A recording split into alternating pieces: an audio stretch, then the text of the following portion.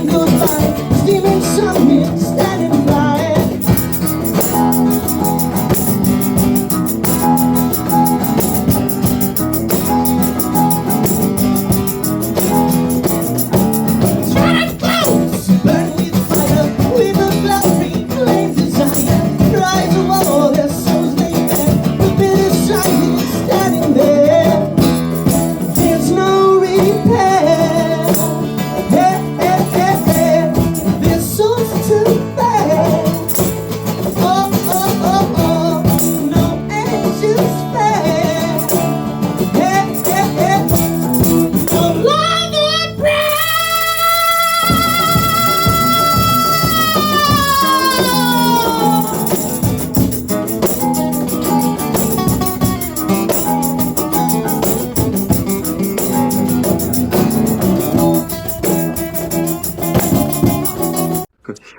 Welcome back to another episode of Jacksonville Metal Militia. I am your host, Stephen Van Terra. And with us, as always, we got Jose. He doesn't practice Santeria Pernette. And with us today, our very special guest, the band, the myth, the legends, Magi. How we doing, guys? Good. Hello. Thanks for being here, guys. Thanks for being here. Oh, yeah. We're doing good, doing good. All right. So, what you guys been up to lately? Y'all just been grinding it out a little bit, just been hanging loose going on right now? Yeah. Yeah, right now we're in between a little break before we head back on the road in August, releasing some new music soon, maybe writing some new music soon, Yeah. So I know with the last time I seen you guys, we did the old meet and greet up at Planet Radio with Nocturnal Affairs, my little boy with you. And that was his first little experience he had with any kind of like music as far as like, rock and anything like that. And he's sitting next to me. I was like, do you like it? He's like, yeah, I like it. I was like, yeah, dude, I told you you like it, man. And so how was that up there with doing the Planet Radio deal with the whole, I call it the meet and greet, but like, the in-studio deal with the acoustic. And by the way, I got to tell you, totally dug the acoustic deal. You guys killed it. I was very impressed. And like I pulled out the phone and I recorded it and I go, if my uncle was alive, man, God rest his soul. It just, you like right up the alley for him. That was, I was like, boom. And the best description when I was describing to my coworkers, and this is no disrespect, you guys, at all, because it's not. The comparison I gave to my coworker, Neil, I was like, these guys they have a sound and it sounds like a mixture of early Zepp with a mixture of Guns N' Roses Lies, the acoustic album, Yeah. And I was like, I let him hear the snippet. He's like, that's the best comparison. And he's like, and he totally dug what I had recorded of you guys. So I thought, he was very impressed, just like I was. But other than that, how was that experience up at Planet Radio? Did you and especially with Nocturnal, how'd that go? Dude, that was awesome. It's funny because that was our first gig ever, if you want to call it that, was acoustic. Yeah. It was kind of like, hey, you want to be in a band? And like 3 days later, we got on an open mic. But that was Planet Radio was our first like real acoustic session that we like practiced for and really, went all out for. Yeah. Wow. It's kind of what set the tone for everything that led beyond that, which was the tour that we went on with Nocturnal Affairs. That was kind of like our first stop, right? Was that our first stop? I'm pretty sure it was our first stop. So it was pretty cool. It was really the first time we got to kind of meet the Nocturnal Affairs and meet people during the meet and greet. So it was like, it set the tone for everything that came after that, which was really awesome because it gave us a taste of what we could look forward to the next couple of weeks, which was our tour, which was so much fun. And we had a great time getting to meet new people in different states. And so it was really cool. So where did you go? Where did you go from Jacksonville? Where did you hit after that? We went Jacksonville, then we did Orlando, WJRR, and then we went up the East Coast, like Savannah we did We went Columbus. Huntsville, Alabama, Columbus, Georgia. Wow. We went all the way as far north as Watertown, upstate New York. It's almost Canada. Oh, yeah. And then Nice. 30 minutes away from Canada, which is awesome. yeah. Nice. Yeah. Then we And went to usually there's Long not a break Island in between and for you to go check anything out, because I know those schedules are super tight, right? You guys didn't have night to just kind of go up to Canada, yeah. get the maple syrup and come back. No, Man, that would be so cool. I wish. Yeah, no, I think we only had like what three days of or no, well no, we had more downtime the second week. The first week it was like we had 1 day maybe of Yeah. the downtime, and then the second week it was more spaced out. We had like 3 or 4 kind of off days. Which was cool because we got to check out some cool cities like Ocean City, Maryland was super Yeah. fun. That was one of the Ocean's first Yeah. days that we really got to hang out. And, you know, we did play a show kind of in the middle of the day, actually, in Ocean City, which was cool. But then after that, we had the whole rest of the day to go check out the pier and hang out with the Nocturnal Affairs. And everybody really got to know one another at that point. So it was Yeah. pretty cool. And they got like roller coasters and Ferris wheels and all kinds of cool stuff. They got all types of Yeah. stuff. They're In the always middle of trying to the get pier, you to which was drink awesome. the local beer and eat their blue crabs. That's like the biggest thing that they have there. Yeah. In bands that come visit. Yeah. Crab. No, it was good though. And we love Nocturnal. Those guys are awesome. We had a blast getting to know Yeah. them and hanging out with them. Yeah. So what was like? Was there? I know you were in Maryland. Was it where like a stop where it was like, man, this city's kind of bringing it tonight? They were really receptive to you guys. Did you have any city like that? I would say the stockyard over in Bristol, Tennessee. Okay. That was a really fun crowd. That was awesome to really. It was a huge stage too. Bristol and then New Hope. When we played New Hope, I would say are the two that stands out the most to me. Hell yeah. Hell yeah. So I know you guys are new to the scene. Now, if you had something to tell the people, like what would it be something that some of the people, or like if you're going to a show, what would they expect from like you guys? Would it be something that, hey, what are you guys bringing to the table? If they've never heard of you before, like what do you guys bring? Yeah, that's a really good question. I'll start us off on the answer on this. I feel like, and we've talked about this before, but I feel like with Magi, the kind of meat and potatoes of the band is our live show. I feel like that's really where we shine as musicians, and we are just able to have the most fun, be the most free and creative that we can be, and we feed off the energy of the crowd. And I feel like, honestly, if people never heard of us and we were trying to give them something to... First, I would say, you got to see us live. Before I would even say I would direct them to streaming or anything like that. Yeah. But it's a good question. What could they expect if they'd never heard of us? Honestly, just an amazing night of revelry and celebration of rock and roll and music. And, we just love having a great time. Hell yeah, man. Yeah. So you speaking of like with you guys, like what was like the early inspiration that gave you guys your sound, like, and this is like a two-parter. So what was the early inspiration for the sound you guys have? And then we all can touch on like when you were younger growing up, what were the bands that you kind of were really, really into and what drove you to this, I love answering this question. I think Magi, when we got together, it's really an interesting blend of all of our different influences. I don't know if you can see here, but I have like a 9 Inch Nails poster there, and I have a bunch of like Black Sabbath and stuff like that around. Really, yeah. So my heaviness and everybody else's, like we all bring something we love to the table, and we all blend it in such a way where it really makes something different, Yeah. So I was going to say, it sounds like, because, without hearing Jacob or Matt, you guys may have a lot of the same likes, right? When it came to some of the background music when you guys got together. Is there anything that did separate you guys a little bit in the music, but make you guys the unique sound that you guys have now?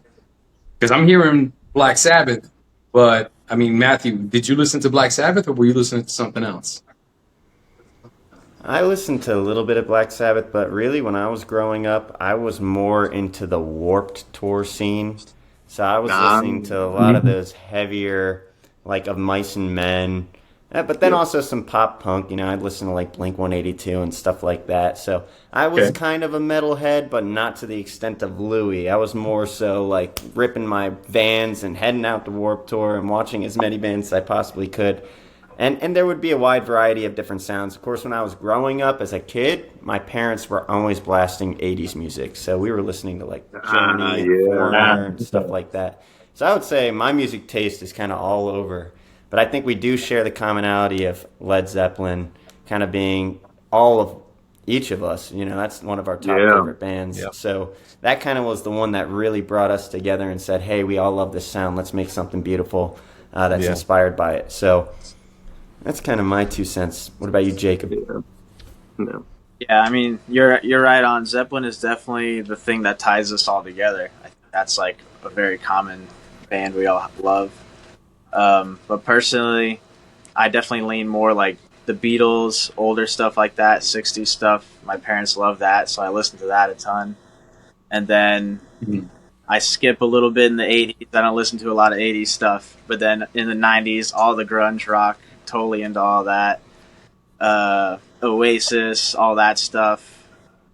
And I feel like that's a common thread. Like, we're into the 60s and 70s bands, and then we like the 80s stuff, but then we kind of really all like the stuff in the 90s, so we kind of combine those two a little bit. Yeah. All right. Hell yeah. So even like with, I kind of figure like what drove, like me and Hose, like there's 3 of us and Dave's at work today, but it was funny, like when we hear the background, like of what we grew up on, I think, what did Dave say? He was a disco, right? Is what he was into. It was just really weird. This guy's like the biggest Metallica guy, but you would never knew it was like disco but again, that's what was, I guess, his parents played, Yeah. And, Jose, you have a little bit, you DJ a lot, so you get a little bit of everything, Yeah. So being originally from New York, it was hard because my parents being Puerto Rican, and you guys being so close to Orlando, which is like little Puerto Rico, all you hear is the Spanish music. I'm Puerto Rican. But also being surrounded by so many other people, I was listening to a lot of different music all the time. So if you go towards the West, I was listening to reggae from like Jamaica, and then when you're hanging out with the Cubans and the Puerto Ricans, you got salsa, merengue, cumbia, and then you start going to the other side of town, and here's stuff like Leonard Skinner, right? I'm not sure which one of you may be a fan, but it's like you're listening to that, and then you start listening to ABBA, you start listening to AC/DC, you start listening to, Metallica. And as I was growing up and I started DJing, and, Speed will tell you, I just started playing whatever you're paying me to play, whether I'm doing, a quinceañera or whether I'm doing a bat mitzvah. I was just playing whatever, people wanted. So later on, Steve and I, when we first met, he's like, oh, I don't think Jose's going to like metal. And then we start talking, and he's like, what part of Puerto Rico are you from? I'm like, the metal metal side of Puerto Rico. The metal side. My dad is Puerto Rican, and he put me on to a band called Puya. Yeah. From the 90s. That's great. I love that band. Such a great band. I was pretty fortunate as a child, man. My dad raised me on a great background of Led Zeppelin, Kiss, Black Sabbath, Ted Nugent, Aerosmith, all the great upcoming, so I got a lot of that. And I think, Jose, we talked in length about it. The first music I ever discovered when I was 5 years old was, I really wanted to impress my dad about my music choice. And so I picked up the first cassette I could find, and I didn't know what the hell it was. And I pumped it in. It was Supernaut by Black Sabbath. Ooh, nice. And it was, I was just blown away by it. And that was like right there, sitting me on the rails. And I think a few years later down the road, Appetite for Destruction came out. And so that was really resonated with me. And then I got into like a lot of the heavier stuff growing up. It was Metallica, Slayer, Megadeth. And then, my all-time favorite metal band is Pantera. And those are the guys that musicianship with those guys, especially when he was alive, man. I don't think there was a guy out there that could touch him, Yeah. Besides maybe like Eddie Van Halen and guys like that who he really looked up to. But, my background, I just, it's a lot of metal, but a lot of great hard rock, a lot of great 70s, 80s rock bands, man, especially with Zepp, man. I love Zeppelin, man. Love Kiss. Love Ted Nugent, a lot of the greats, man. So with all three of us, we had a lot of unique backgrounds, so it's nice that you guys kind of have the same kind of a thing, Because Steve and I would say that the passion starts young, but how young did you guys start with music? Because some people tell me out the womb, some people tell me elementary school, some people tell me, I just started yesterday and I was self-taught. I don't know who wants to start. Like all of you pause. No. Well, when I was a kid, I didn't really know my grandfather. He had passed away before I was born. So I just never really knew much about him, but my mother used to tell me all the time about him and how he was a drummer. He was actually a left-handed drummer like myself who played open-handed. Okay. And again, at the time, I didn't really know much about what any of that meant, but I just knew that he was a drummer, and I never really got to meet him, but I'd see all these pictures of him, and I was like, man, I wish I got to meet him. It sounds like his life was really cool, because he traveled all over. He played with Glenn Miller, which is like jazz. Mm-hmm. And then I remember, when I was probably 7 years old, my parents had taken me to church, and at the church, we were sitting at the front row, and it was kind of like one of those mega churches, if you will. Almost. Okay. It had a huge live band with an awesome live sound. Yeah. And I was just completely mesmerized by the drummer. And so I told my mom, I was like, Mom, I want to play the drums. I really want to play the drums. I don't care what we have to do to get me to play the drums. This is what I want to do. Also thinking of my grandfather, I was like, maybe there's something in my blood, that, who knows? So she told me, she said, Matt, we're going to get you lessons for 1 year. And if you take lessons for 1 year, we'll get you your first drum set. And so I started taking lessons, and there was a guy named Chris Smith who was really awesome. And he kind of taught at some of the schools, too, with some of the marching bands and whatnot. And so I started taking lessons with him, and I was just playing on a pad. But I look forward every week to the lessons because he had a drum set at his place that I could play. I didn't have one at home. So I would, every weekend want to go to his house and just play his drum set, and he'd teach me a few things. And then 6 months later, they bought me a drum set, and then it was off from there. I ended up being in, the middle school band and the jazz band, marching band in high school. Really? Just in the drum line, so a lot of my influences came from some of the guys that I was just playing with, too, which was really cool. So that's kind of when I started, and then eventually, I played with other bands here and there, and then I remember one day Jerry came up to me randomly and was like, hey, I was wearing a Zildjian shirt. It was at a bar. A Zildjian cymbal brand, and he came up to me, just random guy. He's like, hey, you're wearing a Zildjian shirt. Do you play the drums? And I was like, yeah. He's like, well, you want to join a band? We've been looking for a drummer. And I'm like, yeah. He even pulled out his phone and showed me a picture of a poster that they had hung up at the Guitar Center that said, drummer wanted. And so I was like, sure. But, I kind of thought that they were just, he was just yanking my chain. Usually if somebody says, hey, you want to join a band, they're not super serious. So then I remember the day that we were supposed to jam out, I had completely forgotten about it, and he had texted me saying, hey, you want to jam? You're supposed to come over, and I'm like, oh, yeah, I'm on my way. Played one song, they're like, so? You want to join the band? And I said, sure. And then, like Louis said, 3 days later or something like that, we did our first kind of show, which was an acoustic set at the same place that I met Jerry, which was cool. And then we've just been going from there. So that's my story. But Matthew, that's interesting because as young as you are, you had 100 years of drumming experience when you met them. You said middle school is when you started? Look at that. What are the chances? Well, I started when I was 7. And then I started in middle school playing with the middle school bands and then going. 102 years of experience. Going. My apologies, my math is off. Yeah. It was awesome. I mean, because I kind of played, when I was in middle school in the jazz band. So then you're getting some influence from jazz. And then I got into high school and it was very marching regimented. So a lot of rudiments in play. And then just being able to apply that to the drum set. I mean, even though we played the marimba, the vibraphone, the xylophone, all those cool things. The drum set always had my heart. So being able to take those little lessons I learned on the other instruments and apply it to drums was pretty cool. Very nice. Oh, Yeah, but that's the thing, man. We're really, I am very thankful to the universe or whatever higher power you want to believe in, but to have found the core, the group that we got. We're very lucky to have found Matt, even Skates, Louie. I do, one thing is that no matter what, at the end of the day, it's been an absolute, it's always a pleasure, and it's been a pleasure up to this point to create and play with these guys, I'm always saying. So I think that's one thing we really are fortunate of, and we stress, and we love treating this like it's a family, and it's not just a band. Yeah, that makes it a lot easier, especially when you guys are going to be together all the time. So, do you play any instrument? Yeah. Me? Yeah.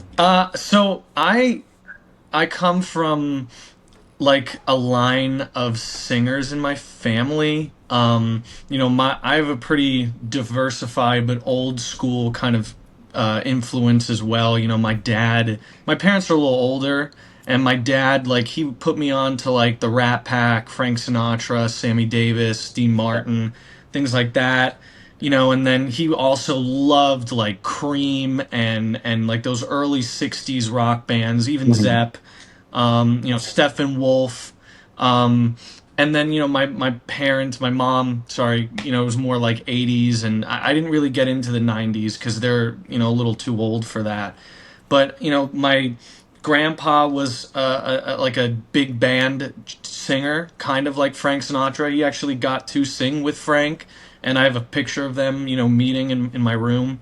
And my aunt sang as well, but I never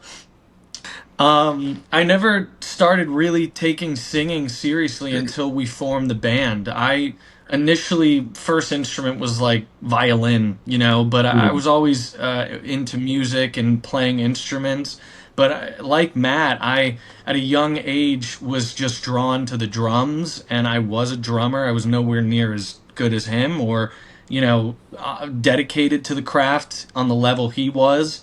But I did play like in band in high school and all throughout school, jazz band, and I love the drumming. It's so fun. And then once we got the band going, I was like, well, I don't think I'm good enough to be the drummer. I think I need to try something else. And I've always wanted to sing. So I started it when we first, really got the band going. And I started taking vocal lessons and stuff like that. Nice. Yeah, no. I started. I was kind of a late comer to the whole instrument thing. My first love growing up was actually electronic music. Okay. I loved like the early Tiesto days, the early Dead Mouse, like all that stuff. I was all over. But my dad had like a crappy $30 guitar he'd gotten from Ross. He's one of those guys that would have the guitar hung up in the corner of his room to impress the girls. He didn't actually play it. And so that guitar was always floating around. I always wanted to play it, and I was like, why is it not sounding the way like the Stone Temple Pilots sounded? Why is it not sounding like the music my dad would listen to is Pearl Jam in the '90s, and my mom Guns N' Roses? All like, why is it not sounding like that? And eventually, when I turned like 15, they were like, I kept asking all the time. I was like, can I just like, how do I get it to sound like that? They had no idea. They weren't, they didn't know how any of that worked. So they bought me my first electric guitar, and I took lessons under a guy called Ron Sword, who is an expert at microtonal music and microtonal guitars, which is crazy stuff. And he would nerd out to me, and I'd kind of not understand anything he was saying. And I was like, all right. And so, and then eventually in high school, me and Jacob met, and he would actually teach me stuff. And he would teach me, like he taught me how to play some Foo Fighters songs and things I was listening to at the time. And that's when our relationship blossomed. You know. Nice. Nice. Yeah. So just that one instrument. Yeah. Well, I can MIDI whatever you want, but I can, and whatever has strings on it, I can kind of get my head around. Like bass, I have a bass over here and some other stuff, but mainly stringed instruments. Yes. Can you hear me? Yeah, I can hear you now. Yep, we can now. There you go. All right. So I started on guitar, did that for a couple years, like around 10, 11 years old. And then I played French horn through elementary, middle, high school, all the way till the end of high school. And I kind of like dropped out of playing guitar. I didn't really play it so much until high school. I picked it back up again. I learned how to play songs. I didn't like go to any classes, but I just, learned how to just play riffs and stuff. And that's where I met Louis. We started talking. I taught him, I think it was Everlong was what I taught you. And that's probably the only, Everlong. I can't even remember the songs I knew back then. But did that for a little bit, but then our school needed a bass player for our praise chapel band, like our church band. So I was like, well, I kind of know a little bit about guitar. How much different could it be? Less strings. I'll figure it out. So I just kind of dove headfirst into bass, and then I kind of never stopped playing it. I just fell in love with the bass. It's like it has a lot of similarities to French horn. You're playing similar parts. You're a fundamental part of the song. You kind of you're laying down the bass. There you go, bass. But it's interesting how you went from winging it to being manning it. I didn't know anything about bass, and I just kind of dove headfirst into it, and I don't know. I love it way more than guitar. I just feel like it's an instrument I can pick up, and it just translates to what I'm thinking in my brain to what I want to hear. Yeah. So, yeah. And ever since then, I've just been all bass all the time. So whenever you're for both the people that play guitars here, man, what is your setup like? Because I like do you have a particular brand you like? I cut out again. No, you're good. Sorry, my Wi-Fi. Yeah, his Wi-Fi's bad. He lives out in Deltona, in the country over there. So. Gotcha. You got to climb the pine trees, kind of get some reception. Yeah. But yeah, in terms of what we use in brands, I'm kind of for the guitar and stuff. I'm still feeling it out. I'm actually these are my amps here. This is my only. I guess you can see there's a Boss Katana over there. 212 cab. There's my orange amp. Yeah, another 212, and then this is my new baby right here, the Fender Hot Rod DeVille, the Deluxe 3. It's a long name, but some of my favorite guitarists are of course Jimmy Page, but I gravitate a lot towards people like Wes Borland and Tom Morello. And of course, your greats like the Dire Straits, Eric Knopfler, all that, of course, Stevie Ray Vaughan. So a little bit of everything, a little bit of a grab bag there, but I have this is a pedal platform. I like a lot of pedals and effects.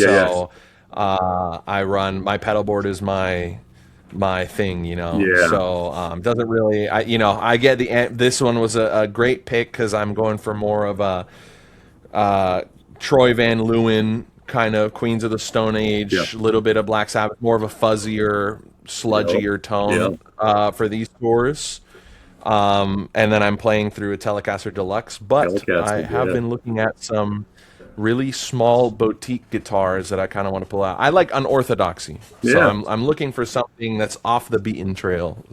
Hopefully, I'll get it soon. Yeah, I like to play. I like the Dean brand. My daughter plays Ibanez. She plays the bass.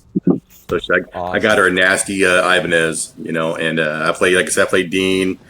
I got like 3 of them, and I have a Wild Audio, which is Zach Wild brand, guitar, and that may be one of the best damn ones I've ever played ever.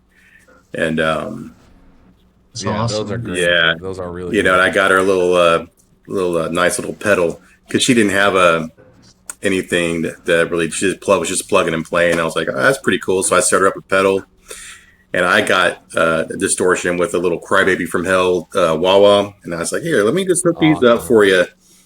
And I said, I go hit the bass, and then I go now, and I press the pedal. I go, now do it again. And she did. She's like, whoa. I'm like, welcome to the real world, babe. Yeah. She was totally having a digging it. Crybaby wah, and it's hard not to use it all the time. Yeah, man. So when you're out on the road, okay, what are some of the, Jose, this is a question inspired by you from Mr. Matt Young.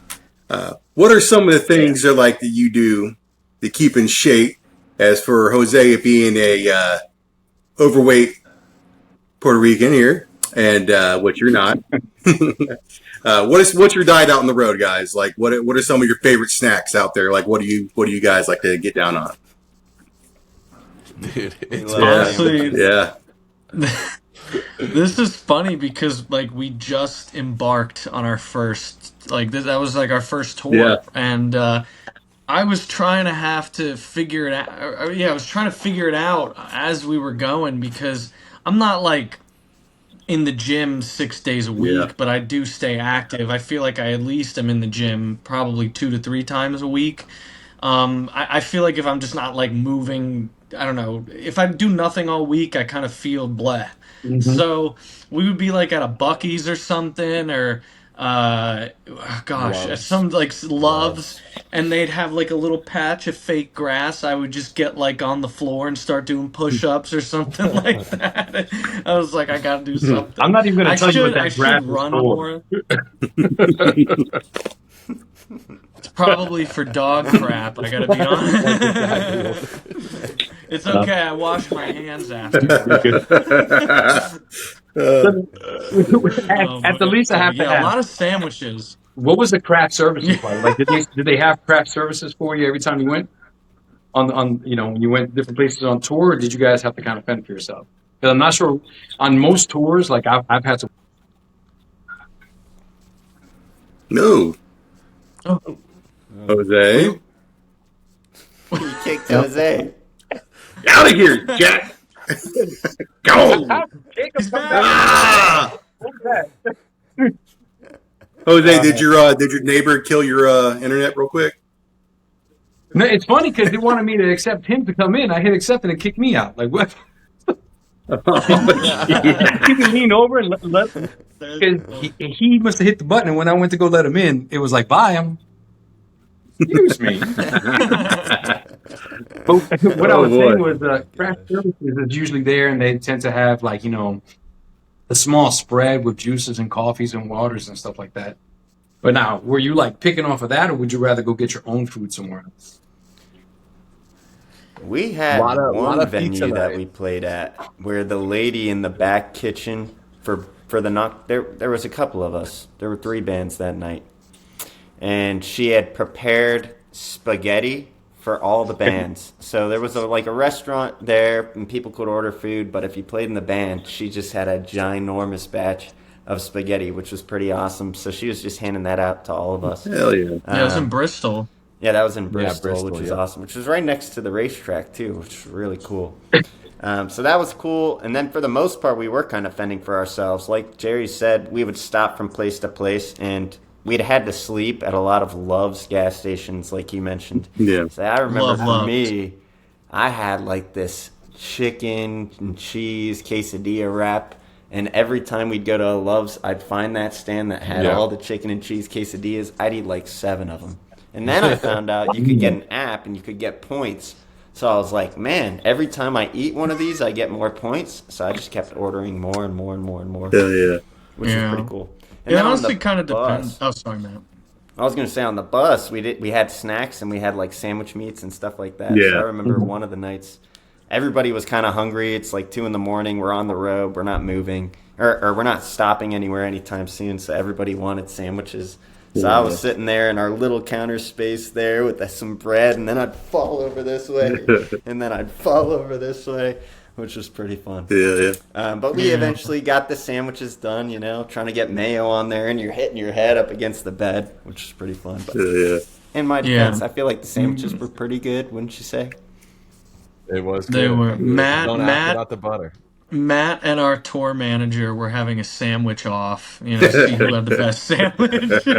And but it would kind of just depend on what was the schedule, because we would we stayed in Jersey when we were up north with some of my family, because I'm originally from there. And they cooked for all of us, of course, and they were very nice to do that. And we did pack a lot of food, lunch meats and stuff like that. I don't eat a lot, which might be an issue to some, but but that's just me. So So, just out of curiosity, what's your background? That way I can kind of get an idea of what your family made. Me, well, okay, so it's a little complicated. I'm 100% Italian, fully Italian, but so the family we were staying with is not blood related. It's one of those things where my mom and my aunt were best friends with. It's my best friend, his mom, and we were they're like an aunt and uncle to us. It's like that, even though they're not blood related. So you had tacos, but they're trying to get to the. I want to say meat and potatoes. They made us. No, they made us chicken cordon bleu one night, and it was so good. Really amazing. Nice. Hell yeah. Yeah. So good. So when you guys were out there doing this tour with Nocturnal, is there anybody in the band who's the prankster,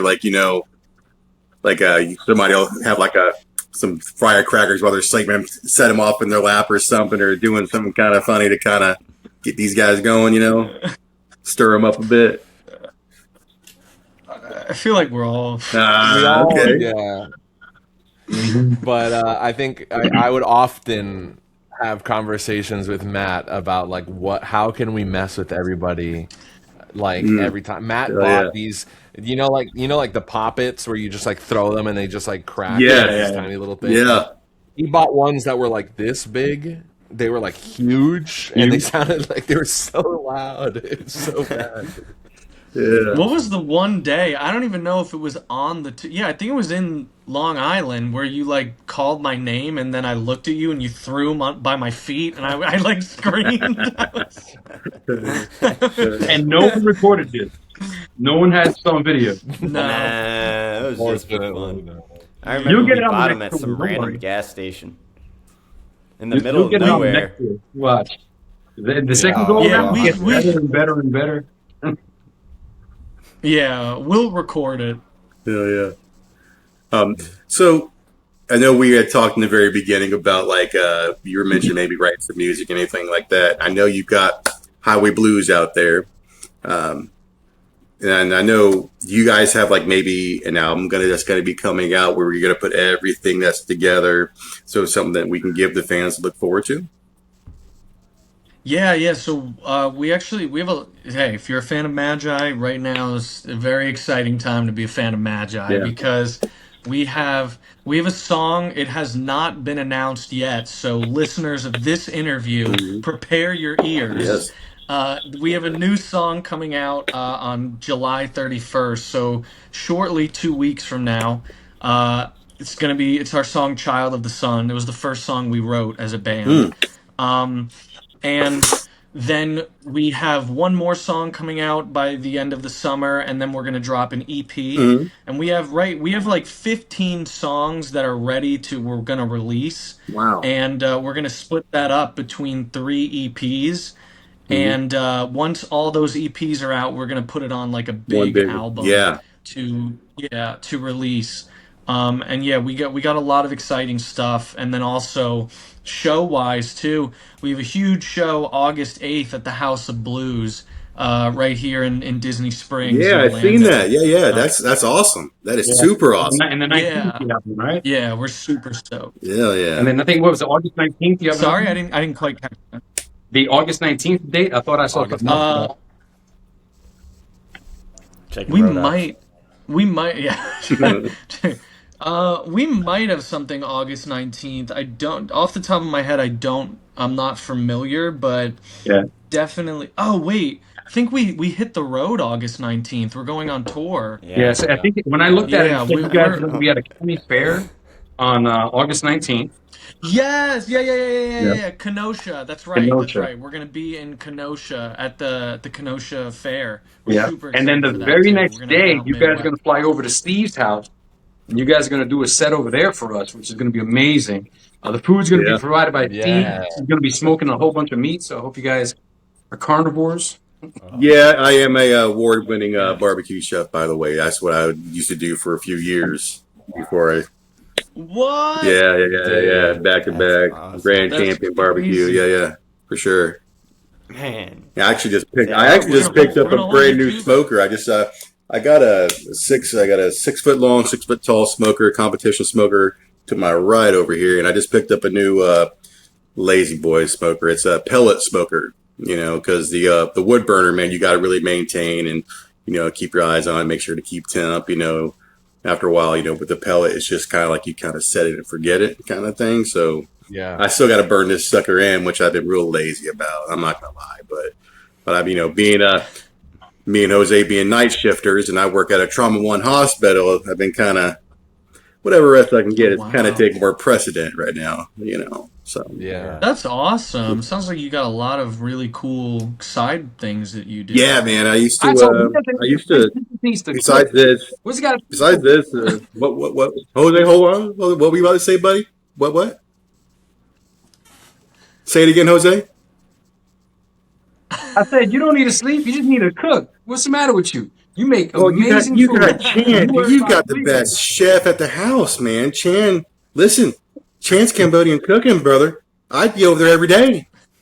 I've been trying to get her a food truck for 2 years. 2 years trying to convince her we need to buy a food truck. Matter of fact, if you guys ever cut through Jacksonville, forget Steve's house. I'll have Steve cook and bring the food to my house. I don't know if you guys consume alcohol. But I got a full bar behind me. We can sit here and cook and jam out. Matt, I don't know how we're going to fit your drums in here, but we'll figure that part out later. We'll make it work. Yeah, that sounds Bring awesome. the We'd gun. love Yeah. to do that. So besides Only 2 hours ago. besides the bar, I mean, I do respiratory therapy. The local hospital here, the only trauma one hospital here in Jacksonville. And before that, I did barbecue competitions. And before that, when I was a young man, I was in a band straight out of high school. We toured, I think, with what was the biggest one we did? We did the Insane Clown Posse. Yeah, with Biohazard, and with Shags and Jay, being from the Michigan area, and that I am as well from the great state of Michigan. We had a lot of things in common. So I think they had one band that fell out, and I had met them a few times, and their manager had contacted us. They were going to be in or was Tampa, and they're like, "Hey, we had a band drop out. We'd like you to come on." And I'm here to tell you, like, being a fan of ICP back in the day, it was so I knew what to expect from being the fan aspect, but now it's totally different when you're going to play for the crowd of the Juggalos. And let me tell you, the opening band was not very well received. Wow. Yeah, they were not. And I can remember they were throwing boots up, and they hit the one guy in the face with some coins. And I'm going, we got to follow this, man. They're already riled up, So it was tough sledding. But needless to say, we went out there and killed, that night. And I think I played a little bit into their hands to being a fellow juggler at the time, So, and then getting to meet the guys from Biohazard, which was, like I said, it was really weird, Biohazard and ICP, but made for a great time, So, not a great experience I've kind of had, So, but it is, But you guys, That's awesome. you guys gonna ever come back through Jacksonville? I know you guys are here in Florida, yeah, but you plan on coming back through the Northeast Oh, part? absolutely. 100%. Absolutely. Yeah, Yeah, of course. yeah. Actually, used to go to school over there at the University of North Florida. UNF, Oh. yeah. I went to UNF for a while, so I remember when we first went up there for the kind of the interview, the acoustic set. Yeah. I was just driving through. I'm like, man, I lived here for like 2 years. That's a pretty cool spot. There's some pretty. I know the beach bars down there get pretty popping. Yeah, in Jacksonville. for sure. Yeah. I wasn't old enough at the time to go to those bars. So all my friends that were a little older than me, they were all going to the bars. I'm like, God, I want to come. So I would just go and I would just stand outside. Yeah. You would be That's the clean And hang out at the story. beach. Yeah. Clean that's store. But it's a cool spot, so we'll definitely be coming back up to Jacksonville. Yeah, of course. We'll definitely be back to Planet Rock. You know, we love everyone there, especially Chumley. Chumley, you yeah, know, super Chumley's cool. awesome, Yeah, man. that dude's cool as hell, man. Yeah. Yeah. It was really crazy because you know I've been listening to JRR and just that network for so long, Yeah. and Chumley's voice is just instantly recognizable. Yeah. So like meeting him, and it was a crazy cool experience. Yeah, I feel like he sounded the same for years. Like, man, he sounds like he still would sound like 20 years ago. Like, man, it sounds exactly the same, you know? Yeah. You can't really gauge how old he is or how young he is. Like, how old is this guy, you know? The guy doesn't age. Yeah. The guy doesn't. But no, yeah, like I think we were talking earlier, you know, I was going to come down to the Orlando area. I think we had mentioned do myself an early birthday present for Black Label. I don't know if you guys are going to be Yeah. on the road. I think it's October 28th. You guys going to be on the road around that time? And that's kind of interesting question too. Do you guys kind of try to fit in your own personal time to see bands as well as being like, you know, you have your own gig going on, but you kind of try to squeeze in being a fan as well of other bands and kind of go and check these guys out? Absolutely. Yeah. I already have tickets to go see Smashing Pumpkins. Last year, Really? I saw. Yeah. Last year, I saw Nine Inch Nails, Deftones, and My Chem. Okay. 100%. That's like my favorite thing. Like, we're all mega fans of music. This is like our bread and butter. This is our favorite hobby and our favorite passion. So Yeah. 100%. Yeah, I've even followed bands on tour before, you know, and kind of did like 3 shows on their tour. Like, yeah, we love music. We love music. Yeah.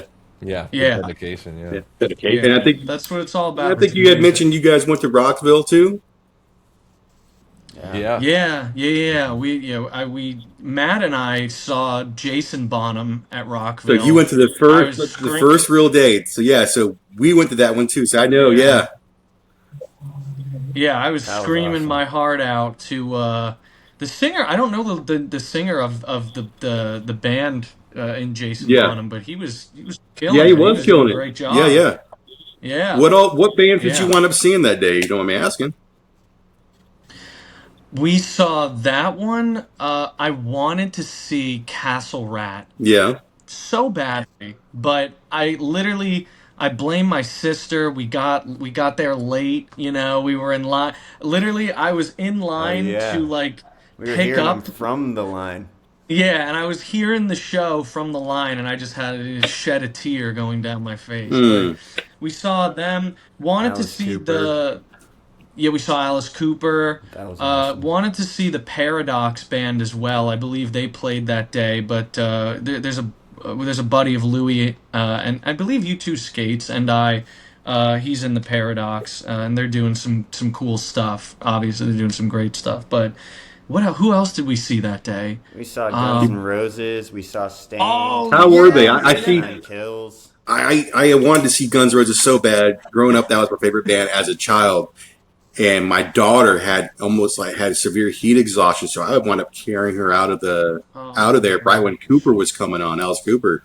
And I was like, "Hold on, babe." And I was like, "You had the AC kicking and getting up." And I looked at her, I go, "Hey, man, school's out forever, you know." And she's like, "Huh?" I'm like, I know, babe. You don't get it, but I totally dug it, you know."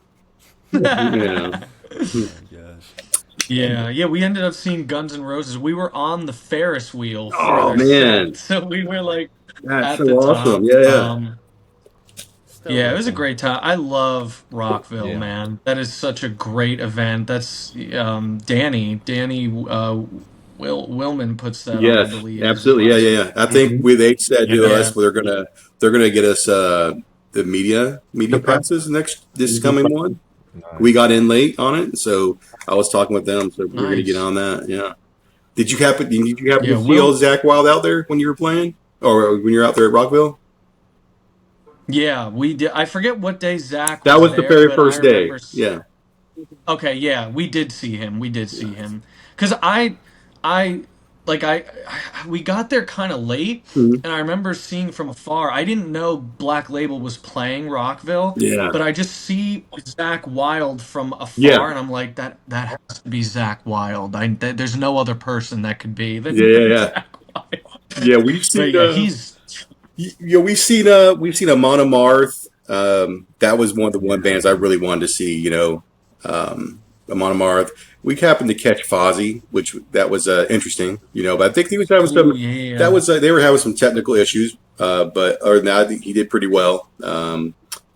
Who else did we see? All That Remains, In Mm. Flames, Black Label, Monomarth, and the security guy hit us up, me and Dave up, and he's like $100 right now. I'll get you back there. You can meet all the bands and this and that. I'm like, dude, I ain't got no cash on me, man. So we were kind of skeptical. It's just like one of those things where it's like, is he trying to scam us, get $100, and then boom, you're out the door? Yeah. So. But it was pretty cool. Rockville was cool, Yeah. man. They had a great lineup this year. Really, really did. Yeah. Yeah, they did. Magi will be playing. That's what I was going to ask you. soon. Yeah, you guys shoot for that? Yeah. 100%. Yes. Hell yeah. Yes. I was only able to go the one day this year, but I love Rockville. Go every year. I Yeah. love. I went and saw Korn with Gojira and Spirit Box Wow. opening for them, Yeah. and then that same 2 months earlier, I was in the pit at Korn at Rockville. I think it was I'm pretty sure it was that, something close like that. Hell yeah. Love that. Dude. Hell Love yeah. Rockville. That's so Yeah. awesome. I would love we for them went to to bring that it back to show at the Jacksonville. Tampa. Yeah. Yeah, that would be great if it came to Jacksonville, honestly. Shout out Peter Keys. Peter Keys. That's our man. We had the pleasure to work with the current pianist, keyboardist, whatever you want to call, of Leonard Skinner, Peter Keys. Oh, that's cool. Yeah. Yeah, when we release the song, when we get to the point where we're dropping the songs that he's on, you'll see, it's featuring Peter Keys and everything like that. He worked on 5 songs with us, so it was awesome. Yeah. And we recorded out of his studio too in it's right outside of Nashville. It has a different feel when you're doing it in the studio with a professional that can help guide everybody on everything, right? Yeah, no, Yeah. for sure. Definitely. So I know Steve was asking me if I had any other questions because I know we're almost at time. But my question was really going to be based more about the group name, right? So again, being Puerto Rican with a very Christian Catholic background, I'm seeing Russo. I thought Italian Catholic. Matt, you were telling me about you watching drums at church.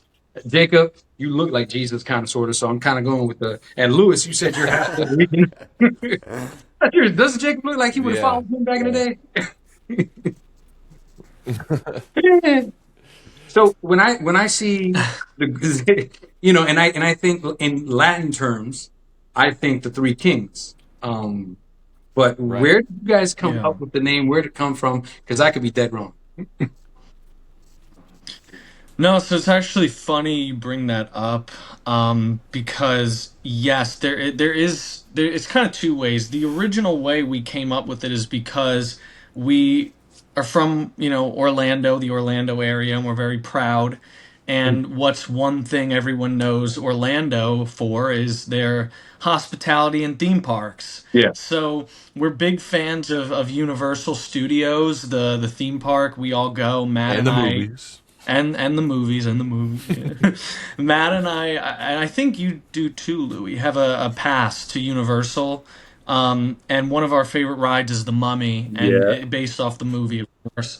And at one part in the ride, the cart's moving, and the Mummy comes on, and he's like, "Not even the Magi can save you." And then, so we were like, "Oh, let's do that." Yeah. But we found out that he's referring to Magi, which was a guardian of the Pharaoh, and we wanted to do that. That name was taken by an Egyptian metal band, naturally. So we were like, okay, well, let's just do Magi. And it is an Easter egg because three wise men, there were originally three of us in the band. It was me, Skates, and Louie. That's actually how we wrote and put out this new song coming out as Child of the Sun. It was just us three. Okay. Initially, yeah, we wrote it. Yeah, but that's funny that you said that with Russo Catholic Italian, because that is true. Yeah, but yeah, that's how we got the name. Steve calls me up and he says, "Dude, I just finished coming from the radio station. I just met this group. We have to interview them. They're awesome." And I call his son Carlos. I was there when he was born, and I want to stick him with a Spanish name, but his wife won't let it stick. Carlos loved it. I'm like, all right, let's reach out to him and see. I already spoke to him. All right, cool. And then he says Magi, and I'm like, huh? So it took me a second, and of course, in my head, I'm thinking in Spanish, and I'm like, oh, okay, it's a religious rock band. Like, what are we doing? Okay, cool, let's do it. But now it makes more sense. Yeah. I mean, nothing like against that notion at all. We're just personally not like our sound and the message we're going for is nothing tied to religion. But again, like that's just it's nothing against it or I anything. don't think like anyone's that, ever going to get offended, but like you said, it is a good Easter egg. Like you're going to get that question every single time, every interview. Yep. And even when you guys come on our show but again, it's cool. when you The guys are band even Magi. bigger on tour, I would love for you guys to tell us again what it means that our listeners, learn if they didn't watch this episode. When you guys come on, Yeah, of course, but we love it in the sense that it the name has that kind of Easter egg of the band and what we started as, but also has a slice of where we're from and what we love from our hometown. Oh yeah, very nice. Hell yeah. The question I got for you guys, I always ask this for everybody. Generally, Dave is with us. We've had a long, ongoing battles for over 20 years now, and so the question I always pose to everybody is, who do you prefer? Do you prefer Metallica or do you prefer Pantera? Oh my gosh, dude. I know my answer. And anyway, and you guys can go away, and we'll go from here. Yeah. So I Skates. think, I've spent more time. One of the first songs I learned on guitar, like a lot of people, is Enter Sandman, Seek and Destroy, all the hits and stuff like that. So I have to go Metallica. Pantera is amazing. Dimebag did things that few have ever been able to recreate. So but it's Metallica for me. What about you, Skates? I think Skates said Metallica. He locked that one in first. Yeah, he did. I have to go Metallica too, man. That's what my uncle used to jam out to all the time when I was younger, and he's really had a lot of influence on my music taste as well. Yeah. So personally, that's where I'm leaning. Yeah. I know it's probably not what you want to hear. Oh no. Because Pantera's your favorite. No. You can't listen. You can't go wrong with either one. I mean, truth be told, You can't. No, You really can't. Yeah. No. What about you, Jared? As much as I really do like Pantera, but I have to side with Metallica as well. I gravitate a lot towards their music. Nothing against Pantera. Seriously, my uncle put me on Pantera, and him and I talk a lot about their music. But I think I have to side with Metallica for sure. Hey guys, it's Jose with Jacksonville Metal Militia. want to give a special thank you for Magi for coming out. We did have some technical difficulties towards the end. As you know, Florida is a state that, man, when we get weather, we get weather. And it's interesting that all of us happen to be in the same state and all of us were having some similar issues. Don't forget to check these guys out. They're going to be in the Orlando House of Blues, and that's going to be on the 8th, as you can see that on the screen. They're also going to be playing a county fair. So if anybody happens to be down on that side, feel free to check out their website. That's going to be August 19th. And I need to give a big special thank you to Skates. I feel like, we had the most technical difficulties, and I apologize for that, man. Next time you're in Jacksonville, we'll make sure to get you something nice, a shirt and lunch.